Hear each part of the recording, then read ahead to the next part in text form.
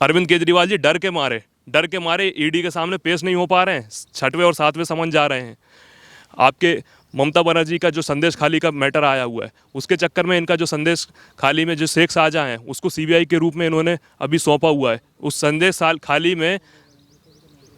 संदेश खाली में जितने जो केस की फाइलें वगैरह गई हैं और जितने लोगों ने हवाला का पैसा आया हुआ है, संदेश खाली के रेप का मामले में जो शेख शाहजहां है उसके ऊपर हवाला का भी केस है ईडी सीबीआई पे, उससे इन्होंने मारपीट करी।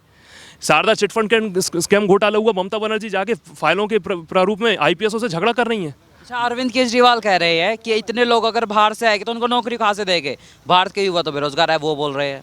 देखिए, उनका सिर्फ और सिर्फ एक ही मकसद है कि इंसान को और भारत को बेरोजगार के प्रारूप में एक प्रोपोगेंडा बनाने के रूप में ये करना। उनकी सरकार है पंजाब में, उन्होंने क्या कर दिया? आज पंजाब में कितनी बुरी कानून व्यवस्था खराब है।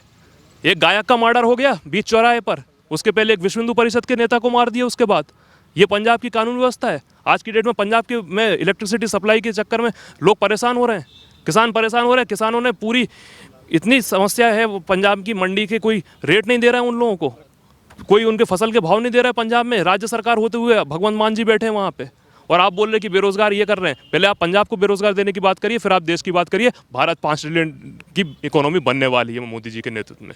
ये कांग्रेस वाले कह रहे हैं हिंदू मुस्लिम की राजनीति कर रही है बीजेपी। देखिए, उनका काम हमेशा यही है, उन्होंने कोई मुद्दा बचा नहीं है। उनका तो यही काम है कि हिंदू मुस्लिम की राजनीति कर रही है। अगर वो हिंदू समर्थित होते तो राम मंदिर के उद्घाटन में क्यों नहीं गया उनका कोई भी दल का नेता? राम मंदिर का उनको बाकायदा दिया गया था इनविटेशन, क्यों नहीं गया उनका कोई भी दल का नेता? ये तो सिर्फ एक कहने की बात है कि कर रहे हैं। और हमने, और देखिए बिल में क्या गलत है? बिल में कुछ गलत करा ही नहीं है कि उसमें मुस्लिम की हम लोग राजनीति करेंगे, हिंदू की राजनीति करेंगे। हम तो एक प्रारूप के रूप में, जो वहाँ पे माइनॉरिटीज़ हिंदू हैं, जैन हैं, बुद्ध, सिख, पारसीज, क्रिश्चियंस हैं, वो जो 3 देशों में हैं, पाकिस्तान, बांग्लादेश, अफगानिस्तान में, उनको यहाँ पर सिटीजनशिप देने का काम कर रहे हैं। हम ये थोड़ी यहाँ के कोई मुसलमानों का शोषण कर रही है भारतीय जनता पार्टी या कोई भी दल कि उस कानून के प्रारूप में कि हम कुछ गलत कर रहे हैं यहाँ के मुसलमान भाइयों के साथ। वो सीए के खिलाफ प्रस्ताव पास क्यों कर रही है? केरल हो गया, तेलंगाना हो गया, पश्चिम बंगाल में ममता सरकार होगी, तीनों ने सीए के खिलाफ प्रस्ताव पास करवा दिया विधानसभा में। देखिए, ये जो प्रस्ताव पास कराया गया है, ये एक समूचे तरीके से ये लोग जो विपक्षी दल हैं, जिनकी राज्य में सरकार हैं, जिनके आपने नाम दिए, पश्चिम बंगाल हो गया, केरला हो गया, तमिलनाडु हो गया, ये तेलंगाना है, ये जितने भी दल हैं, ये कुछ ना करके अपना एक वोट बैंक सेट कर रहे हैं। क्योंकि हर तरीके से जो मोदी जी के विकास कार्य हैं, ये हर जगह पूरे समूचे लोगों पे धरातल पे पहुंच रहे हैं। अब धरातल पे पहुंच रहे हैं तो ये लोग एक दूसरा, जो कि एक तौर से मनमाने तो एक फेक प्रोपोगेंडा है, और जिसके पीछे ये जेएनयू वगैरह की एक सो कॉल्ड अर्बन नक्सल गैंग लगी हुई है, ये पूरा लेफ्टिस्ट तरीके से वो वोट को अपनी तरफ पोलराइजेशन कराना चाह रहे हैं। और कुछ नहीं, इनका मतलब नहीं है। ये इनका सिर्फ और सिर्फ एक ही काम है इन विपक्षी दलों का, पहले लोगों को धर्म में तोड़ो, कभी जातियों में तोड़ो, कभी कुछ भी करो, लेकिन भारतीयता के नाम पे इन्होंने कोई काम नहीं करा। हमेशा इन लोगों का सिर्फ और सिर्फ एक ही मकसद रहता है, लोगों को तोड़ के हम अपनी तरफ वोट बैंक को पोलराइज करें, बस। क्योंकि यानी कि चुनाव से पहले राजनीति खेली जा रही है। जी समझे, ये प्योर एंड प्योर उनका एक इलेक्शन एजेंडा है पूरे विपक्षी दलों का। क्योंकि माननीय मोदी जी हमेशा के लिए अच्छा काम कर रहे हैं, और इन लोगों को रोकने के लिए अब कुछ बचा है नहीं, तो कुछ ना कुछ कोई भी चीज़ उठा के उनके लिए अगेंस्ट में पुटअप करा दे रहे हैं। अच्छा, बार बार मुस्लिमों को ही क्यों हथियार बनाया जाता है इन सब को लेकर? देखिए, ये कुछ ना कुछ एक प्रयास ये कर रहे हैं कि यहाँ पर मुसलमानों को बरगला जाए। पहले एक्चुअली इन्होंने ये प्रयास किया, इन्हीं लोगों ने, अल्पसंख्यक जो मुस्लिम लोग हैं, उनका इन्होंने शोषण करा। शोषण इन्होंने खुद ही करा, उनको एक वोट बैंक का टूल किट बनाया। टूल किट बनाते हुए इन्होंने वोट अपनी तरफ पोलराइज कराए। इतने वर्ष तक शासन में रहे, एक काम नहीं करा मुसलमानों के लिए इन लोगों ने। ट्रिपल तलाक माननीय मोदी जी की सरकार ने ही हटाया, इनकी सरकार थी, इन्होंने एक काम करा? एक काम नहीं करा इन लोगों ने। इन्होंने खुद सिर्फ मुस्लिम को एक टूल किट की तरह इस्तेमाल करा, वोट बैंक में अपना पुटअप कराया, और उनके बलबूते में उन्होंने सरकार बनाई। जो ये लोग हमेशा समीकरण बना देते हैं मुस्लिम कोटा और इन सब के नाम पे, ये लोग कुछ ना कुछ सिर्फ और सिर्फ मुसलमान को एक टूल किट की तरह इस्तेमाल करके सिर्फ और सिर्फ वोट बनाते हैं। अभी भी इनका प्रयास यही है कि माननीय मोदी जी के विरुद्ध एक मुस्लिम टूल किट तैयार करते हुए जेएनयू के अर्बन नक्सल गैंग के थ्रू कोई पिटीशन लगा रहा है सुप्रीम कोर्ट में, कोई कुछ कर रहा है। सिर्फ और सिर्फ इनका एक ही प्रोपोगेंडा है कि नरेंद्र मोदी को रोको लोकसभा में। कांग्रेस वाले बार बार क्यों कह रहे हैं कि बीजेपी जो है ध्रुवीकरण की राजनीति करने के लिए कर रही है, हिंदू मुस्लिम को करने के लिए? हिंदू मुस्लिम वाली जो बात आप कर रहे हैं सब, और उसमें सबसे ज़्यादा बात तो ये हो रही है कि नागरिकता छिन रही है लोगों की। एक्चुअली नागरिकता छिनना क्या कहलाता है, ये समझें पहले। नागरिकता छीनना ऐसे ये कहते हैं कि 1947 में जब भारत आज़ाद हुआ और पूर्वी पाकिस्तान बना, तो पूर्वी पाकिस्तान में उस समय लगभग 40% हिंदू जनसंख्या थी, जो अब घट के लगभग 11% रह गई है। और उसी समय जो पश्चिमी पाकिस्तान था उसमें हिंदू जनसंख्या लगभग 15% थी, जो घट के अब 1% से भी कम रह गई है। इसे कहते हैं नागरिकता छीनना धर्म के आधार पे। यहाँ जो हम बात कर रहे हैं, यहाँ पर नागरिकता दी जा रही है।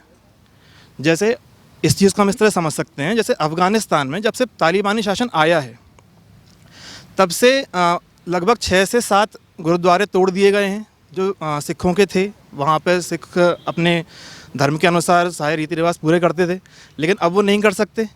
अब वो लोग कहाँ जाएंगे? वहाँ पर वो अल्पसंख्यक हैं, उनको दबाया जा रहा है। इससे ये समझ में आ रहा है कि पाकिस्तान, बांग्लादेश, अफ़गानिस्तान और दूसरे जो मुस्लिम देश हैं या दूसरे जो धार्मिक देश हैं, मैं ये बोलना चाहूँगा धार्मिक देश हैं, वहाँ पर दूसरे धर्म के लोगों को दबाया जा रहा है। और जो वहाँ पर अल्पसंख्यक हैं, हम सिर्फ उन अल्पसंख्यकों को भारत में नागरिकता दे रहे हैं इस कानून के आधार पे। अच्छा, जब ये कानून नागरिकता देने का है, किसी की नागरिकता छीनी नहीं जाएगी, फिर ये विपक्षी दल इतना हल्ला क्यों मचा रहे हैं जगह जगह? अगर हल्ला नहीं मचाएंगे इस चीज़ को लेकर, तो देखिए, जैसे मैं उदाहरण देना चाहूँगा इसका कि ममता बनर्जी जी को शाहजहाँ शेख प्रिय हैं, है ना। अब उनने इतने लोगों को दबा के रखा हुआ है ना। लोगों को हिंदू मुस्लिम नहीं करेंगे। अब कोई और बचा तो है नहीं, कुछ मुद्दा बचा नहीं है। अब मुद्दा होता है किस तरीके का कि विकास नहीं हुआ। अब विकास नहीं हुआ तो अगर वो बोलेंगे विकास नहीं हुआ तो हम ये कहेंगे कि वंदे भारत ट्रेन चलाए हैं, है ना। इसके अलावा एम्स बने हैं, नए IITs खुले हैं, IIMs खुले हैं। इसके अलावा और भी कई सारे जन कल्याणकारी योजनाएं आई हैं। नहीं, अब उनके पास इस पर तो कोई सवाल ही नहीं बच रहा है। तो नया क्या लेकर आए? भाई CAA आ रहा है, इसको प्रश्न करो। अच्छा, क्या मोदी जी हिंदू मुस्लिम कर रहे हैं? वो लोग बोल रहे हैं मोदी जी यही करते हैं। सबसे बड़ी बात यह है कि जो व्यक्ति ऐसा बोलता है उनके कार्यों को देखें। मोदी जी ने साफ बोला है, सबका साथ, सबका विकास और सबका विश्वास। और पिछले 10 सालों से मोदी जी ने अपने काम में ये चीज़ साबित करके दिखाई है। अभी कोरोना काल में सभी को मुफ्त राशन दिया गया। किसी से ये नहीं पूछा गया कि आप हिंदू हैं, आप मुस्लिम हैं या सिख हैं या ईसाई हैं। सभी को बराबर रूप से राशन भी पहुंचा और उनको दवाइयां भी दी गई। किसी भी देश को जब हम लोगों ने कोरोना वैक्सीन्स दी थी तो किसी धर्म विशेष को देख के नहीं दी गई थी। तो ये सब विपक्ष का एक बहुत बड़ा प्रोपेगेंडा है उस चीज़ को साधने के लिए जिस चीज़ के लिए उनके पास कोई ना तो जवाब है और ना ही उनके पास कोई और मुद्दा बचा है। वो तो बोल रहे हैं इसीलिए CAA लेके आए हैं, हिंदू मुस्लिम करते हैं। देखिए, अगर किसी विपक्ष के पास कोई मुद्दा हो तो वो उसको उछालें। अब उनके पास मुद्दा नहीं बचा है तो उन अल्पसंख्यकों को जो शायद इलिटरेट हैं, जिनको जानकारी नहीं है, उनको ज़बरदस्ती वो चीज़ बताते हैं कि ये आपके खिलाफ है और वो उनको खड़ा कर देते हैं। जो मेरे और भी साथी हैं जो मुस्लिम धर्म के हैं, जो पढ़े लिखे लोग हैं, वो कभी अब इसका विरोध करेंगे ही नहीं। जिसकी वजह से आप खुद देखिएगा, सिर्फ इलिटरेट लोग आके उपस्थित होकर बस ये कहते हैं कि ये हमारे खिलाफ है। अच्छा, हमने कुछ मुस्लिम लोगों से बात की, ठीक है। उनके मन में भी यही है कि हम लोगों को देश से बाहर निकाल दिया जाएगा। मन में इसलिए है क्योंकि उन्होंने अभी भी उस एक्ट को ढंग से पढ़ा नहीं, और पढ़ा है तो समझा नहीं। अगर उनके मन में कोई भी ऐसा ख्याल भी आता है तो उस मुद्दे को पहले सामने रखें ताकि उस मुद्दे का जो सोल्यूशन है वो उनको मिल जाए। लेकिन बिना पढ़े किसी चीज़ का विरोध करना, ये तो मुझे लगता है कि बेवकूफ़ी है। यानी कि CAA का भारतीय मुसलमान से लेना देना कुछ नहीं है। साफ साफ एक्ट में लिखा है, ये किसी की नागरिकता लेता नहीं है। उन लोगों को ये नागरिकता देता है जो हमारे पड़ोसी देश हैं और वहाँ पर वो लोग माइनॉरिटी में थे और 2014 से पहले हमारे देश में आ गए थे। सिर्फ उनको नागरिकता देने का ये प्रावधान है, ना कि किसी के लेने का। फिर इतना हल्ला क्यों मचा रहा है विपक्ष? फिर सीधी सी बात है ना, मैंने अभी आपको बताया कि अभी पिछले 10 सालों में जो हमारे देश में जितना भी काम हुआ है, वो कोई भी ऐसा क्षेत्र बचा नहीं है जिसको मुद्दा लेकर विपक्ष कह दे कि मोदी जी ने ये काम नहीं किया। तो बचा क्या? सिर्फ देश में अराजकता फैलाना, ध्रुवीकरण करना, जिसके कारण देश में किसी तरीके से अशांति फैली रहे, बस और कोई नहीं। विपक्षी लोग कह रहे हैं कि वोटों का ध्रुवीकरण करने के लिए मोदी जी CAA लेके आए क्योंकि उन्होंने काम कुछ नहीं किया।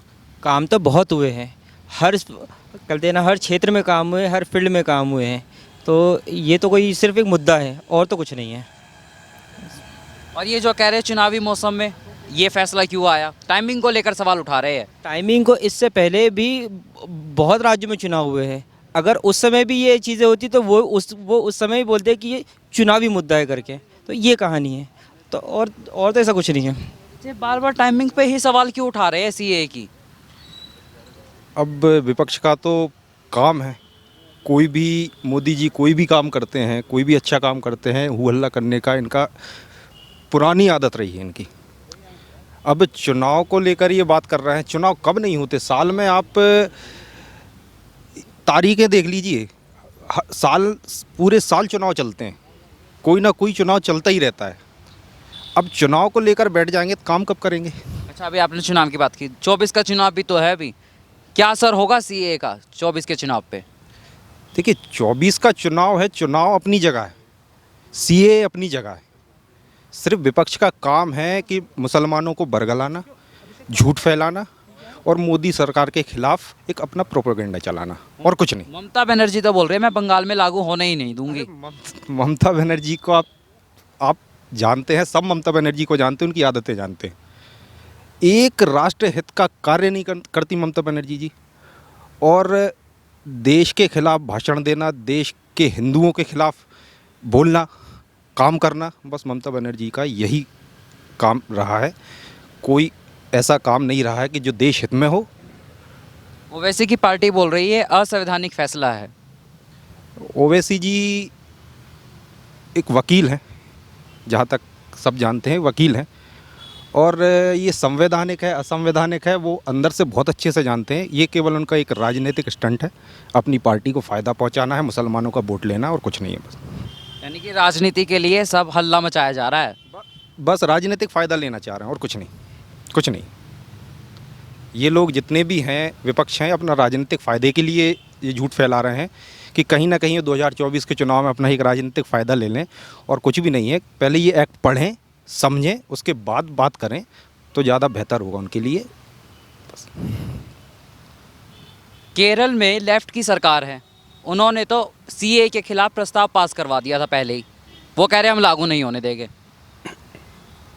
दक्षिण भारत में अब चूँकि मैंने अभी बताया मोदी जी के विरोध में जो पार्टियां हैं, विपक्षी पार्टियां हैं, वो अपने आप को मजबूत करने के लिए उनके पास कोई मुद्दा नहीं है, तो बेवजह भ्रांतियां फैलाने के अलावा और कुछ नहीं है इसमें।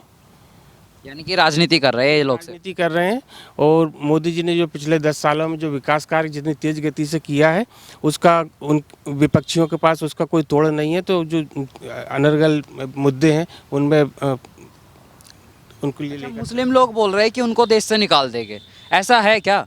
नहीं, इस कानून के अंदर किसी की नागरिकता छीनी नहीं जाएगी। ये तो गैर मुस्लिम जो शब्द यूज़ हुआ है उसको लेके लोगों में दर्द उठाए कि जो दूसरे पड़ोसी देश है हमारे, उनके यहाँ के जो अल्पसंख्यक है ना, जो गैर मुस्लिम है, उनको यहाँ पे नागरिकता दी जाएगी क्योंकि वो वहाँ पीड़ित हैं। तो दर्द यही है कि उसमें गैर मुस्लिम जो शब्द यूज़ हुआ है उसको लेके दर्द है। उनका ऐसा मानना होगा या सोचना होगा, जिसको राजनीति करनी है, फैलानी है, कि ये शब्द जो हैं वो सभी के लिए होता। लेकिन चूँकि मोदी जी एक शार्प माइंड और एक उदारवादी नेता है, उनको पता है कि जो दूसरे अपने पड़ोसी राज्य हैं वहाँ पर जो गैर मुस्लिम है उनका दर्द उन्होंने समझा। उसमें उन्होंने सारे धर्मों को लिया हुआ है और सभी के लिए ये बिल उनको भारत में नागरिकता देता है। अच्छा, कुछ लोग बोल रहे हैं कि फिर इस बिल में मुस्लिमों को क्यों इंक्लूड नहीं किया गया? देखिए, इन सभी जो देश हैं जिनमें, उसमें सभी जगह मुस्लिम कहीं भी अल्पसंख्यक नहीं है। उसमें अल्पसंख्यक केवल हिंदू, पारसी, ईसाई, जैन, बौद्ध, यही अल्पसंख्यक हैं और यही पीड़ित हैं। इसीलिए उसके अंदर गैर मुस्लिम इसलिए यूज़ किया गया कि उनमें जितनी भी कम्युनिटी हैं उनको छोड़ के उन सबको इसमें ले लिया गया है। यही बात कर केजरीवाल तो कह रहे हैं हम उनको रोजगार कहाँ से देंगे? देखिए, केजरीवाल तो अपनी राजनीति रोटियां सेकना चाहते हैं। वो अपने आप को दिल्ली में ही नहीं संभाल पा रहे, और सोचने के लिए तो वो मोदी जी के लिए और बाकी के लिए भी कहते रहते हैं। पर रोज़गार की चिंता अगर उनको इतनी होती तो वो जब 2 बच्चों वाली पॉलिसी सरकार लाई थी या लाती है तो उनका समर्थन करते, लेकिन वो उसमें खुद नहीं करना चाहते हैं। वो तो खुद ही केवल राजनीति के बहस उड़ाना चाहते हैं और माहौल बनाना चाहते हैं भारतीय और बाकी जो भी मोदी जी कर रहे हैं उनके खिलाफ। अच्छा, सीए को लेकर ऐसा माहौल बार बार क्यों बनाया जा रहा है कि ये मुस्लिमों के खिलाफ है? देखिए, सबसे पहले तो मैं आपको सीए एक सरल भाषा में समझा देता हूँ। सीए है सिटीजन अमेंडमेंट एक्ट 2019। इसमें जो भी 6 धर्म हैं अपने मुस्लिम को छोड़ के, अपना हिंदू हो गया, पारसी हो गए, जैन हो गए, क्रिश्चियन हो गए, ठीक है। ये सब धर्मों को, जो हमारा 3 पड़ोसी मुल्क हैं, बांग्लादेश, पाकिस्तान और आपका श्रीलंका, ठीक है, अफ़गानिस्तान, ठीक है, इनमें जो भी हमारे ये 6 धर्म के लोग रहते हैं, जो 31 दिसंबर 2014 से भारत में रह रहे हैं, जो मतलब उनको भारतीय नागरिकता नहीं मिली, वो एक आप कह सकते हो कि आप्रवासी के तौर पे रह रहे थे, तो उनको नागरिकता देने का प्रावधान किया गया है। वो नए लोग नहीं हैं, वो ऑलरेडी भारत में रह रहे हैं, भारत में खा रहे हैं, भारत में रोजगार है उनको, वहाँ से प्रताड़ित थे। हमारा जब भारत का विभाजित हुआ था, उससे पहले से आए हुए हैं, उनको नागरिकता अभी तक नहीं मिला। उस नागरिकता देने का काम प्रधानमंत्री मोदी जी ने किया है, ठीक है। और दूसरी बात, जो मुस्लिमों को ऐड नहीं किया, क्योंकि तीनों राज्य, बांग्लादेश हो गया, पाकिस्तान हो गया, अफ़गानिस्तान हो गया, यहाँ मुस्लिम बहुल एरिया है ना, वहाँ मुसलमानों को कोई कष्ट नहीं है, अपना रह रहे हैं, जबकि हिंदू महिलाओं को वहाँ पे निकलने नहीं दिया, धर्म परिवर्तन। विपक्ष वाले फिर से दंगा करवाने की कोशिश में है क्या, ऐसा माहौल बना के? देखिए, मैं आपको बता दूं, आप देखिए 2-3 दिन हो गए हैं, है ना, नोटिफिकेशन आए हुए, जनता ने, भारत के मुसलमानों ने संदेश दे दिया कि हम आपके पक्ष में नहीं हैं, हम लोग मूर्ख नहीं हैं, है ना, हम लोग भारत के पक्ष में हैं, हम लोग भारत के लिए ही जिएंगे मरेंगे, है ना। और प्रधानमंत्री मोदी ने जो निर्णय लिया उसका स्वीकार करा। एक जगह भी हिंसा नहीं हुई, जबकि उससे क्या नाम है, ओवैसी जी ने, है ना, जबकि उन्होंने कहा था कि बाहर निकलो, ये करो, फलाना करो, कुछ भी नहीं हुआ। ममता बनर्जी ने कहा। एक और मैं आपसे बताना चाह रहा हूँ, जो ये राज्य कह रहे हैं कि हम CA लागू नहीं करेंगे, वो किस प्रावधान से नहीं करेंगे? ये अमेंडमेंट, सिटीजन अमेंडमेंट बिल है, इसमें राज्यों के पास अधिकार ही नहीं है कि उसको रोका जाए। ये अगर बोल रहे हैं तो जनता को मूर्ख बना रहे हैं।